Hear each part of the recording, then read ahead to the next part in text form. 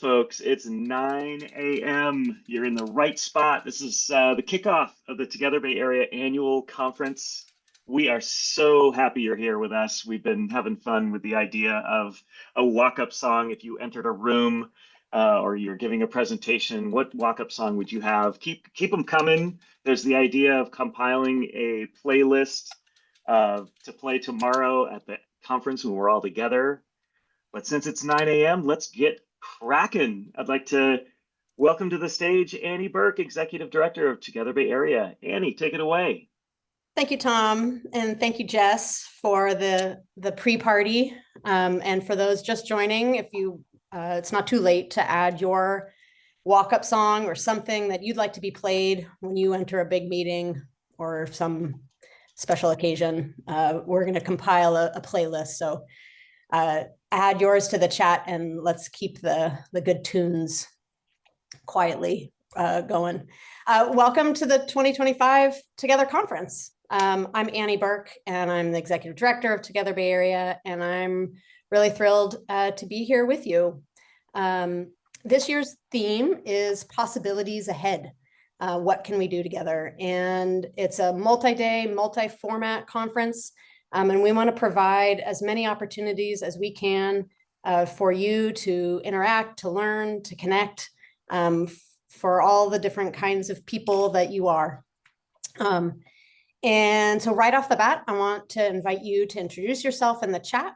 And if you'd like to do your walk-up song, that would be great. But I have another question for you, and that is to share in the chat your name. And if you could take everyone here in this Zoom space and in this conference to a place that is special to you, where would you take us? So that place can be real or pretend. Ignore the logistics of getting 500 people to this special place.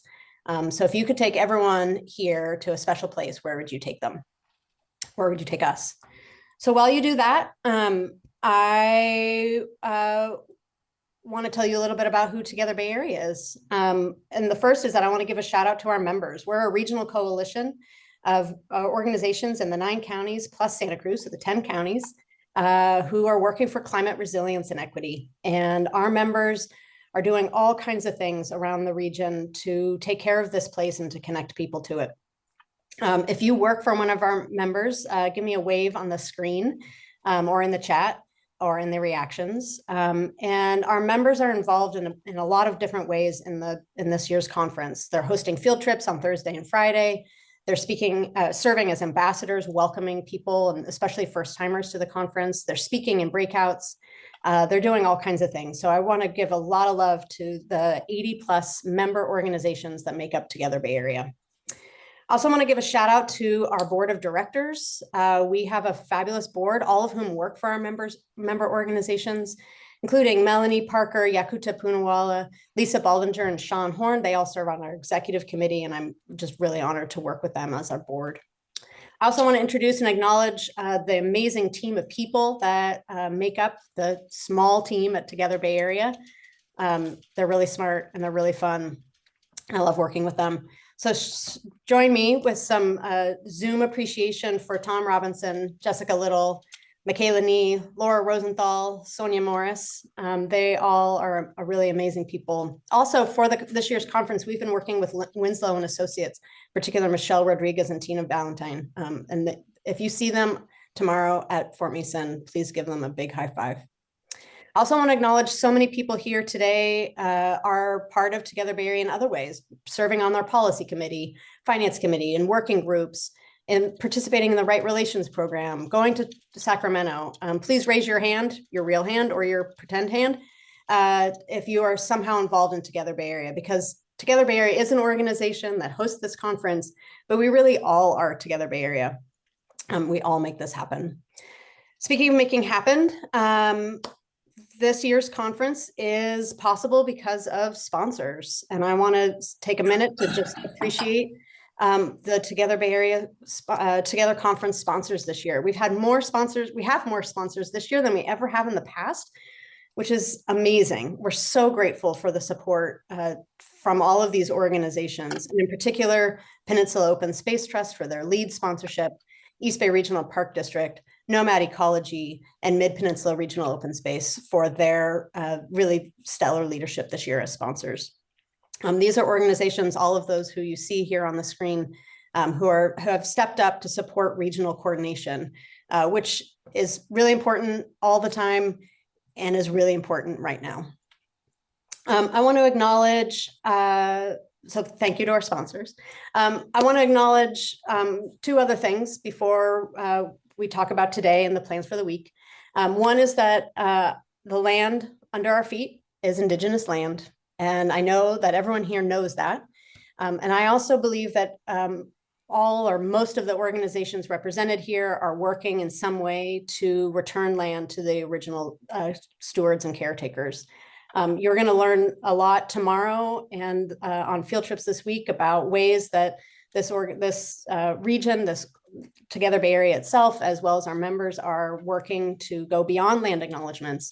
And I just want to start this conference by acknowledging that wherever we are across the Bay Area and perhaps across the state, these are Indigenous lands. I also want to acknowledge the state of the world. These are challenging times.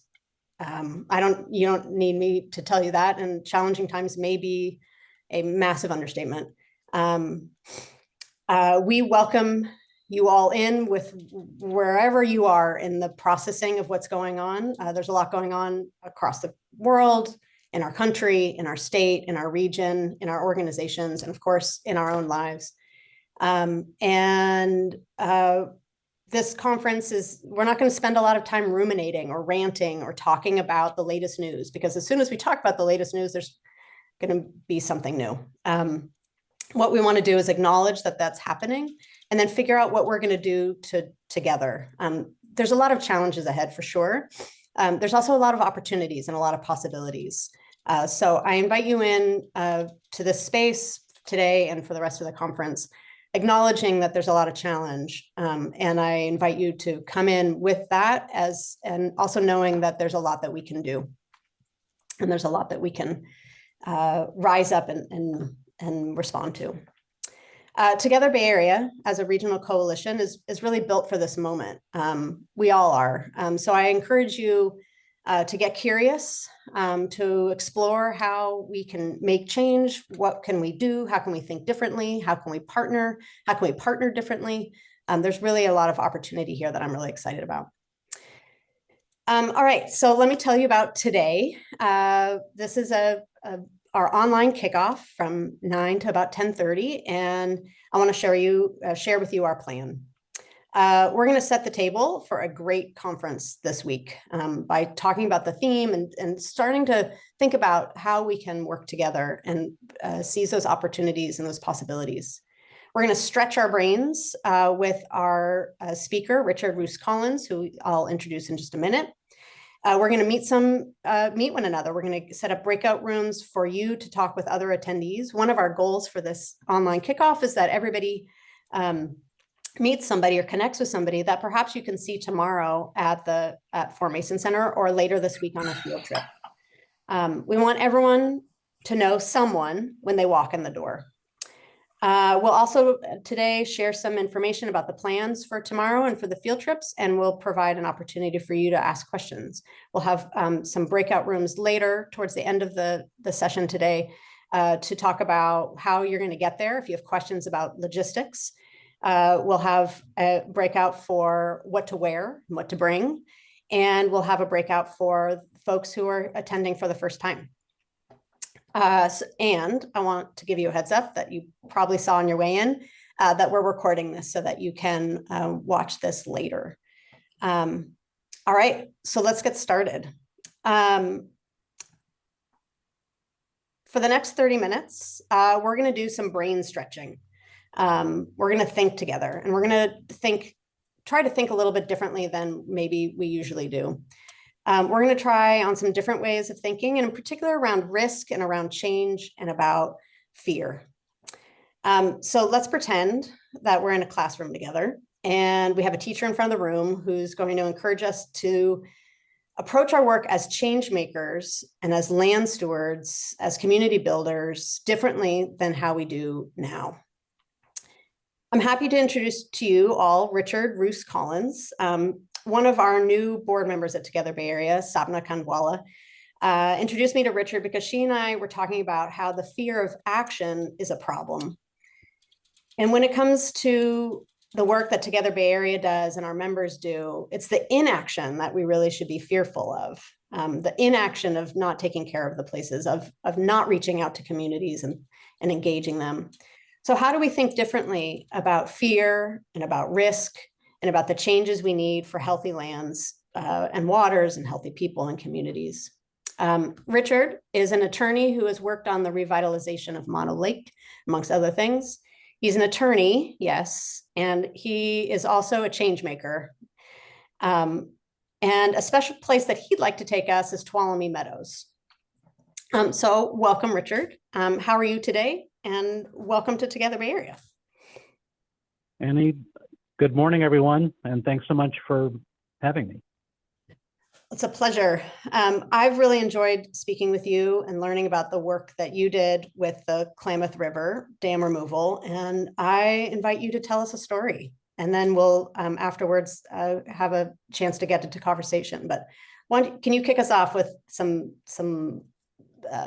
stories of what you did and along with many others on the Klamath River?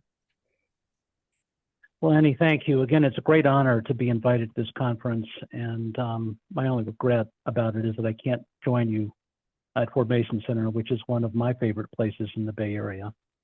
So today I'm going to tell the story of the removal of the 4 hydropower dams in the Klamath. It's the largest dam removal in history by an order of magnitude, and Annie invited me to tell this story because it's about, well, managing risk and finding your way through fear to accomplish change on a very large scale. So I'm the general counsel for the Klamath River Renewal Corporation, which took the dams out. I'm speaking today, though, in my personal capacity. So with that, I will put PowerPoint up so we can get going.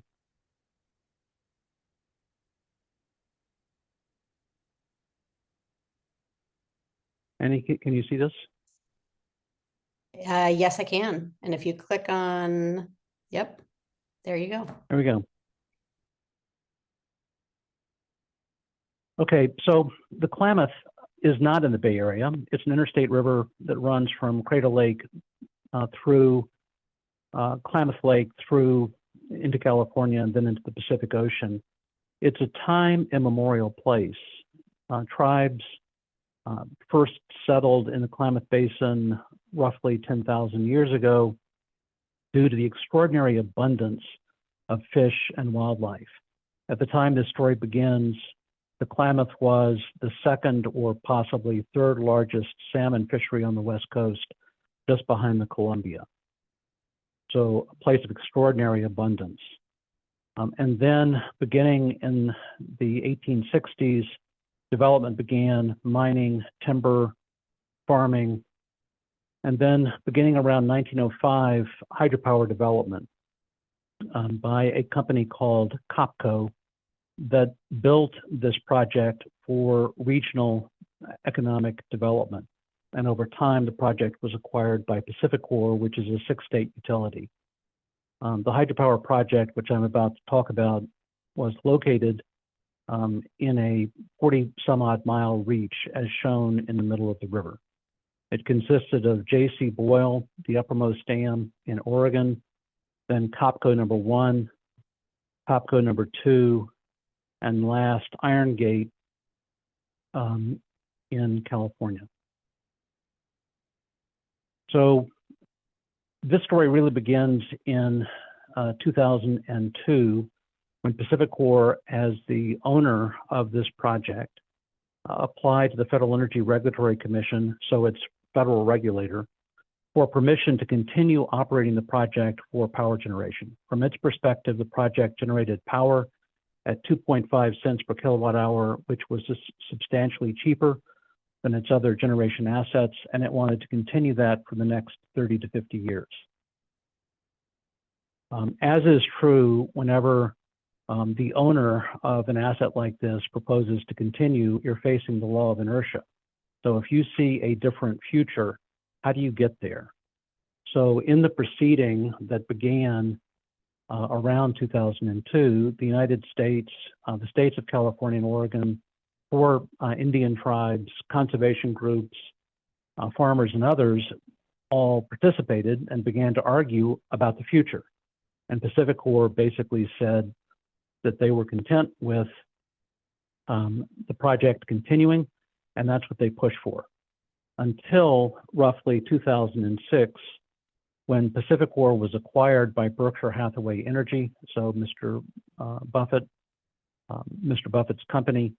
And at that point, PacifiCorp began to take a longer term view, namely, is this project still used and useful for the utility and for its customers looking out 30 to 50 years? So all of the parties that were in that proceeding really began with the end in mind. And this is the first principle that I just encourage us to remember. So if the status quo isn't working for you, then what's the future that you propose instead? And I'll tell this from the perspective of Troy Fletcher, who's pictured here on shore, screen right, then the lead negotiator for the Yurok tribe, one of the lead tribes in this entire proceeding. Troy was a force of nature. And essentially, Troy's answer to the question, what's the future, is bring back the productivity of the Klamath that existed, that caused my people to locate where they are. So he pushed for that, and eventually the negotiations centered around that vision. What is necessary to restore the Klamath to that condition? Fast forward to 2016, the United States, the states, PacifiCorp, the tribes, conservation groups, and others entered into the Klamath Hydro Settlement Agreement that committed to a different future, specifically to restore sustainable fisheries by removing the 4 dams. A new entity, the Klamath River Renewal Corporation, was to be established to be responsible for that. PacifiCorp committed $200 million. The state of California committed $250 million, so a total budget of $450 million for dam removal. Again, order of magnitude larger than ever done before. This budget, by the way, was 8 years old when it was adopted, and it was 16 years old when it was implemented. But $450 million of committed funds, and no liability for PacifiCorp, the states, the United States, as a result of permitting this change to occur.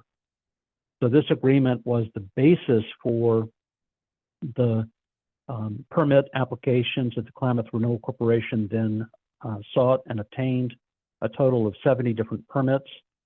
And I'm really not going to talk about that or the negotiations because time doesn't permit. I'm going to get to risk involved in actually making change occur. So from the Renewal Corporation's perspective, the strongest law here is Murphy's Law. And I think you all know what that means, but it basically means if things could go wrong, they will, and at the worst time and in the worst way. So the implementation of the Klamath Hydro Settlement Agreement was based on our expectation that things would go wrong. You plan for that, and then you manage for success. So permits could be denied or conditioned in ways unacceptable to the Renewal Corporation. What if the cost of implementation exceeded the committed funds? The Renewal Corporation did not have extra funds. We had to make that budget work. What about delay? Delay equals increased cost. How do you manage the risk of delay? And what about third-party impacts to neighbors of this project who might be affected by the heavy truck traffic or in other ways by the removal of the dams? So you can't really read this, and I don't expect you to, but the point is the Renewal Corporation compiled nearly 500 risks, ways things could go wrong, and then when would that risk materialize, and most importantly, who owns the risk? Each risk in this register was assigned to a specific entity, so presumably the Renewal Corporation or a delegee that we established in order to manage it if it did materialize. So this is the second principle. The buck stops here. Dam removal occurred in the Klamath on time and on budget because there was one point of accountability, which is the Renewal Corporation, backstopped by all of the parties to the Klamath Hydro Settlement Agreement who supported this work from start to finish. So here is the day when the title for the Klamath project transferred from PacifiCorp to my client, the Renewal Corporation. Here's the Renewal Corporation board celebrating the removal of Kopko number 2 dam, or the partial removal at that point. And then the Renewal Corporation engaged contractors, Kiewit for construction and Resource Environmental Solutions for habitat restoration, under contracts that specifically required each contractor to bear the risk of unknown conditions. So think about your home remodel or some other project that you've done in your personal life. What happens when there are unknown conditions? You get a change order. Under these contracts, Kiewit and the Resource Environmental Solutions were responsible for unknown conditions, and that's because the Renewal Corporation didn't have extra funds to pay for change orders. So they became part of our point of accountability. This is Dave Kaufman, the Director for Resource Environmental Solutions in Northern California. So this is the third principle: own your risk. You avoid and you minimize the risk through the actual design of whatever your project is, or you transfer the risk to someone else. So the Renewal Corporation transferred some of the risk to Kiewit and Resource Environmental Solutions through our contracts with them, where they said they were responsible for unknown conditions. We also secured insurance. By the way, Annie, is this the first time that insurance has been discussed in a Bay Area Together conference? I think it might be, and I'm excited to talk, to unpack it with you some more when we get to Q&A. Okay, good. Well, so forgive me for geeking out, but the insurance was essential to satisfying the condition of the agreement that PacifiCorp and the United States would be indemnified against damages. So we had a comprehensive insurance program, basically stacking all available insurance together to cover all insurable risk. And lastly, if a risk isn't covered through design or through transfer, then the Renewal Corporation had to pay for it. So let me just cover a couple of risks. And again, I'm just taking you inside the machine room so you can see how the machine worked to manage risk. This is the tunnel beneath Iron Gate Dam. So the last of the dams, we had to release flow through this tunnel way in excess of what it was designed for. So we had to retrofit the tunnel with the tube that you see at photo left, basically to control the cavitation, which is the interaction of air and water that could have caused the tunnel to collapse. Point is, once we started drawing that reservoir down, we couldn't allow this tunnel to collapse. So we designed to manage the risk of using the tunnel in a way that was never intended for. Here's Kopko number 1, Kopko Road, which is a county road on the north side of the project. We were going to run thousands and thousands of truck trips on this road. That was going to damage it. It was already in poor shape. And so we built into our plan a repair program. So we had a memorandum of understanding with Siskiyou County to repair this road as needed to address the damage caused by our heavy truck traffic. And here we are at a location that we had just repaired shortly after the reservoir drawdown occurred. What about bridges? The bridges over the Klamath in this vicinity didn't have the capacity for our heavy equipment. They just didn't. You want to build a bridge the ordinary way, you have to get permits, and it takes a long time, and it costs a very large amount of money. We didn't have the time or the money to do it that way. So we used something called an acro bridge, which doesn't have feet in the water. You build it from one bank to the other, you build it in a hurry, and it's relatively cheap. So we innovated in terms of the technology for getting our trucks from one side and other heavy equipment from one side of the river to the other without having to rebuild the bridges. And this may be my favorite photograph of how we manage risk. You take out 4 reservoirs that are used by CAL FIRE and local fire protection districts for water supply. You increase wildfire risk in an area which already has catastrophic risk. The Renewal Corporation was not willing to allow that to happen. So we bought water tenders for the local fire protection districts. We installed remote detection systems in areas where they didn't exist. We installed dry hydrants, and we did a number of things that on balance mean that Siskiyou County, the Klamath Basin as a whole, has lower wildfire risk today than it did back when the reservoirs were actually there. Here's day one of release of the reservoirs. So that water is literally black. This is 100 years of sediment being discharged into the Klamath River. That sediment's going downstream. It will affect beneficial uses all the way to the Pacific Ocean. We planned how to protect those beneficial uses, like water supply diversions, by going in and actually fixing the pumps so that they weren't affected by the sediment discharge. So just summarizing all this before I quickly end with some photos of the new Klamath. To date, knock on wood, the Renewal Corporation has not been sued for damages. And the only injury that occurred in the course of the largest dam removal in history was a sprained ankle. That reflects a deliberate approach to risk management to make sure that the change actually occurs on schedule, on budget, and in a way that protects life and property. So just quickly, so you can see the new Klamath. This is a year ago after Kopko number 1 reservoir was drained. This is the emerging landscape that had not been seen for 100+ years. Here it is shortly afterwards as the red willows began to populate the land that had been underwater for that period. And lastly, here is my boss, Mark Bransom, the president of the Klamath Renewal Corporation, with a photograph that shows, if you can see my cursor, it shows Iron Gate Dam as it used to be, and the river flowing free for the first time in a century. So Annie, that's the story. And I look forward to the discussion. Woo! Thank you for sharing all of that. It's mind-boggling to think about the complexity of removing 4 dams, a dam, 1, and then 4, across different states, all the jurisdictions, all the parties, all the stakeholders.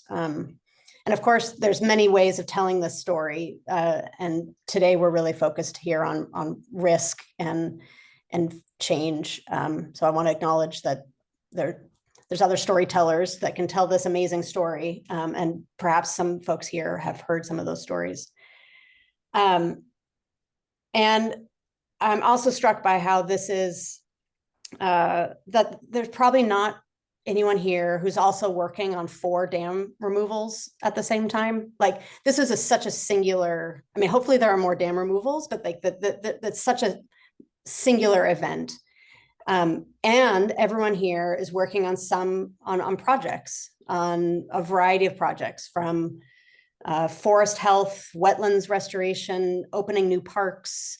Maybe they're more people-centered projects, working with different communities. And Richard, could you help us like downscale like lessons? What does this mean for removing perhaps a dam on a creek here in the Bay Area, or some other kind of project that's smaller in scale? Well, the risk management approach is scalable, down and up. And I'm not suggesting, Annie, that everything we did is necessary for a creek project or any other restoration project. It's a menu. And given the scale and circumstances of that project, that's the program that we use. But let me go back to really what this group is all about, this conference is all about, and that is people working together effectively.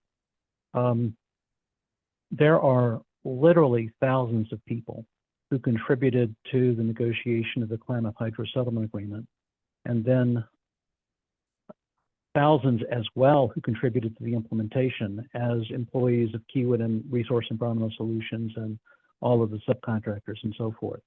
And cumulatively, the work involved in the largest dam removal in history totals hundreds of thousands of hours. And it's no exaggeration, hundreds of thousands of hours. And as I think about that and why change is often so hard, I think it's because we don't always organize ourselves for success. And that's what you're about. If we had not organized ourselves for success in the negotiations, we wouldn't have reached the agreement. If we hadn't reached the agreement, then there would have been no permit applications. There would be no implementation. And so each step of the way, we looked at how are we working together as a community to make change on this scale actually occur. We failed a lot, but what matters is that we succeeded when it really counted. And so no matter how many times we failed to finish the negotiation, we eventually did. And so I think the most important lesson in terms of people is just managing for success, recognizing different interests, recognizing different capacities, and creating a process for your project that allows you to succeed versus remain stuck in the status quo. Also, I hear embracing risk. I mean, that spreadsheet, I couldn't read it, but like that screenshot of that spreadsheet you showed was probably a fraction of the entire spreadsheet, or the multiple tabs across that spreadsheet. Hundreds of pages, yeah. Yeah. Yeah. You know, to think through all that could go wrong means that you need to accept that there are going to be things that go wrong. And so holding that balance of vision and where we want to go, and also the things that could go wrong, seems that's also a transferable skill, and it requires some acceptance and humility that, yeah, things are going to go wrong and it's okay. Well, it's yes. And I will say we anticipated 90% of the risk, things that could go wrong. And we track them every single month or more frequently as needed to make sure that we were actually responding as a risk appeared to materialize. But it's also true, Annie, that several risks occurred that were outside our register. And there's a lesson in that too, which is you have a plan A, a plan B, a plan C, but then what if something that you simply could not foresee happens? So just briefly, a funny story, we had to get permission from a property owner association on one side of the river to run our heavy trucks across their private roads in order to access Iron Gate Dam. So we contacted them and learned that their entire board was dead. Their board of directors had literally died in office. Oh my God. And so the accountant looked at us and said, look, I'm not a corporate officer. I can't grant you permission. If you can figure out how to revive a dead board of directors, you can get the right of entry. Well, that's a risk we didn't anticipate, but there actually is a solution, and it takes a frame of mind, which is whatever walks in the door, you solve it. So that's what we did. Or another one that's also just out there, one of the local opponents, who is a rancher, literally imported horses bought from the Bureau of Land Management, their old horse program, get them off the public range. Well, he bought them and put them onto our land, and then insisted that we take care of them. And so the horses, hundreds of them, were eating the native plants that we had just planted in the former reservoir lands and tromping around and damaging our work. Well, we hadn't anticipated that someone would deliberately put horses on our land in order to interfere with habitat restoration. So you manage it. You put up a fence, and you get the horses out. And so it's a matter of imagining all the different ways things could go wrong, planning what you will do if something occurs, but then having the flexibility of mind to realize that you can't foresee it all, and you have to deal with what comes in the door. I really love that. I'm stuck on a board of directors who have all passed away, and they need to make a decision. Like what? That's wow, kind of mind bending. I was struck by the bridge story that you shared. You know, you needed to build some bridges in order to drive trucks from point A's to point B's, but that you didn't have the time or the money. And I know that this is something that a lot of people here struggle with. Like, we need to get these things done quickly. You know, in order for this, you know, to meet this deadline or whatever, we need to hurry up. And also that we don't have enough funds. You know, the environmental restoration, conservation, parks, the work that we do is just is underfunded in this country. So take us into, and what you did was innovate. And I'm curious, could you take us into your thinking in that moment or in that time, and kind of how the folks around the table thought differently about working within those constraints? Well, yes, and so I'll focus specifically on the acro bridges. So we built two of them, one below Iron Gate Dam and one below Kopka #1 Dam, at locations where we needed to move our heavy equipment, but couldn't rely on the existing failing bridges. So the Renewal Corporation consists of 6 employees. It's a very lean, mean machine. One of them is an engineer, but he had no experience with bridges. I'm their outside general counsel. I have no experience with bridges, at least when this story began. And so our success in innovating there was really a function of our engaging an engineering firm, which is called Macmillan, that specializes in what they call value engineering to solve water resources management problems. Value engineering basically means you specify the function and you reverse engineer what the most cost-effective way is to achieve that function. And so we went to Macmillan and said, we got to get heavy equipment from one side to the other, but we can't use the bridges and we can't replace them. What do we do? And they worked through their list of projects, and they asked colleagues, and they came back and they said, we build acro bridges. So the bridges weren't cheap. Each one of them cost about $5 million installed. Wow. But it would have cost 5 times that if we had built each bridge from scratch, and we didn't have the time for it, nor the funds. And so for me, this gets back to the lesson of just assembling a team that will help, that will get the enterprise done. And I will say, as an attorney, speaking of humility, so lawyers have blinders on, and we tend to razz engineers. But one of the great joys for me personally in this enterprise was the very close partnership with Macmillan and other engineering firms, and just the synergy that comes when you integrate legal innovation with engineering innovation. It's how stuff involving physical change gets done. So that's how we solved the bridge problem. We basically hired an engineering firm that said, duh, acro, go. Makes who you bring to the table changes the conversation, changes the project, changes the thinking. Yeah, that's really. I'm curious, of all the things you learned from this experience, what's the most meaningful one? You know, like what's one for you personally that really stands out as something that you really cherish in terms of lessons learned?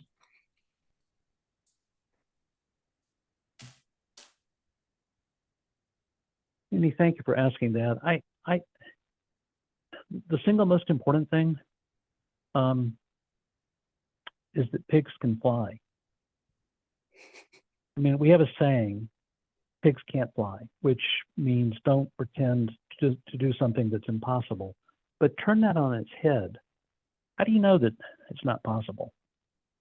When this story began, the conventional view was the Pacific Orb, which was owned by Warren Buffett, would beat down the opposition if necessary through litigation over the course of decades, and the dams would continue. And for the tribes, that meant the prospect of losing the salmon fishery, which was already down to 5% of its historic abundance. And as they said, we're fish people. If we lose the fish, we are no longer who we are. The conventional wisdom was that was going to happen. And yet this story is about turning that conventional wisdom on the head and finding a way to do something that appeared impossible. And once you do it, then you look back on it and you say, well, of course, that's the way you do it. And so for me, it's an attitude of being absolutely honest whether something can be done. And if there's any way to do it, then trying to figure out strategies that might break the inertia so you can find your way forward. Pigs can fly. Last question for you, Richard. I'm curious what you're curious about these days. You know, this endeavor that started with some curiosity, and that you had and others that you were working with. And I'm curious, what are you curious about today in terms of environmental restoration around what's happening in the Bay Area or the state for our environmental landscape.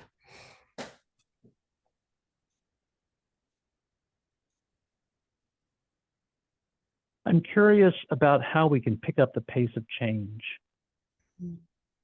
And forgive me for answering with an abstraction. It's a very practical question, but the abstraction is what I think. And so when I look at the environmental laws, federal, state, and local, that I help administer on behalf of my clients, on the whole, we have some of the best environmental laws in human history. And yet I look at the reality, the tragedy of the commons, which is that so many of our commons, including our atmospheric commons, are being degraded in a way that threatens our survival as a species and the sustainability of a good way of life. And so what Klamath is about for me is, can we pick up the pace of change and do things that are permitted by law but not required by law? And if so, what are the smart strategies to get that stuff done? Mm-hmm. And you know, I'm an attorney. I run a law firm. I represent clients. So it's not as though I think big thoughts like that. But every case I take, I'm asking the question: can we pick up the pace of change, the good change that is necessary for sustainability? Mm-hmm. And at least in the Klamath Basin, that's what we did. It is. Richard, thank you for coming and joining us and telling your story to Together Bay Area and to everybody here.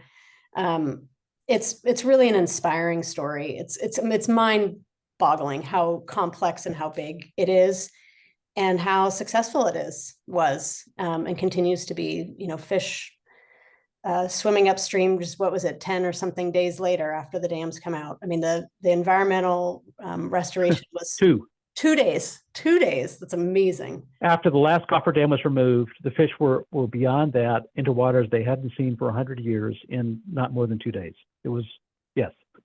So yes, it was extraordinary. That is extraordinary. And I want to thank you for your role in it and for all the other people who played a role in it. And I want to thank you for sharing it with us today. This group of people is capable of that kind of thinking and that kind of collaboration and that kind of project. So it's really helpful to hear your story. So thank you very much. You're most welcome. And I would just say, Annie, end of day, this story is about the joy of community and the humility of being a member of a community as effective as this one. That's really what it feels like to tell this story. On behalf of the thousands and thousands of people who contributed to it and are causes for it. Thank you again for the chance to tell it. Our pleasure, my pleasure. Everyone, please join me in thanking Richard for joining us. You can in chat or on screen. And we will look for opportunities to continue telling more stories with you, Richard, because I think there's more that we could dive into in other venues and other times. But thank you so much for helping us start the 2025 Together Conference by thinking big and about risk and change.